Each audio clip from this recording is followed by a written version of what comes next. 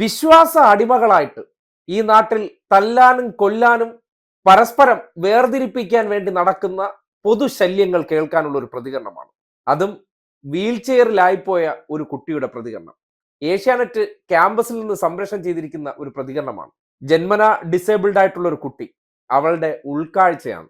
ആ ഉൾക്കാഴ്ച ഇവിടെ ജീവിച്ചിരിക്കുന്ന പല കെടുതികളിലും ഉണ്ടായിരുന്നെങ്കിൽ എന്ന് ആലോചിച്ചു പോവുകയാണ്.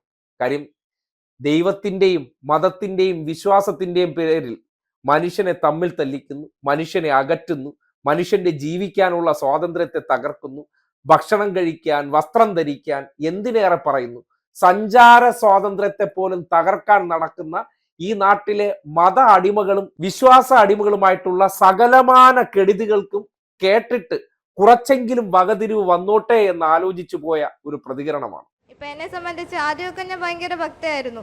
ഞാൻ ഒരു കാലിന്റെ മുട്ടിനൊക്കെ വേദന വന്നു കഴിഞ്ഞാൽ ഓരുമലിനെക്കാട്ടി മുന്നേ ചന്ദനം ഇടുന്ന കൂട്ടത്തിലായിരുന്നു. അപ്പോൾ എന്നെ സംബന്ധിച്ച് ദൈവമുണ്ട്, ദൈവം എന്നെ മാറ്റും, ദൈവം എന്നെ നടത്തും, അങ്ങനെയൊക്കെ ഞാൻ ഭയങ്കരമായിട്ട് വിശ്വസിച്ചിരുന്ന ഒരാളാണ്. പിന്നെ ഞാൻ ചിന്തിച്ചപ്പോഴാ ഞാൻ കണ്ടിട്ടില്ലാത്ത, ഞാൻ അനുഭവിച്ചിട്ടില്ലാത്ത ഒരു ശക്തിയെ ഞാനെന്തിനാ വിശ്വസിക്കുന്നത്. എന്നെ സംബന്ധിച്ച് ഞാൻ ജനിച്ചപ്പോൾ തൊട്ട് എൻ്റെ ചെലവുകൾ എല്ലാം നോക്കുന്നത് എൻ്റെ അച്ഛനാണ്. എൻ്റെ പൊന്നുപോലെ എന്നെ കൈ കൊണ്ട് നടക്കുന്ന എൻ്റെ അമ്മയാണ്. എന്നെ കൂടെ കൊണ്ട് നടക്കുന്ന കൂട്ടുകാരാണ്. എനിക്ക് അക്ഷരം പറഞ്ഞു തന്നത്, എനിക്ക് അറിവ് പകർന്നു തന്നത് എൻ്റെ ടീച്ചേഴ്സാണ്. ഇവരൊക്കെയാണ് ഞാൻ കണ്ടിട്ടുള്ള ദൈവങ്ങൾ. എനിക്കൊരാപത്ത് തന്നാൽ ഞാനിപ്പോൾ പോകുന്ന വഴി എൻ്റെ വീൽ ചെയർ ഒന്ന് തെന്നിക്കഴിഞ്ഞാൽ ആ വരാന്തയിൽ നിന്ന് ഞാൻ വീണ് കഴിഞ്ഞാൽ മഹാദേവനെ വിഷ്ണുവിനെയും കാട്ടി മുന്നേ വന്ന് എടുക്കുന്നത് എൻ്റെ ഗൗരിയായിരിക്കും. അതായത്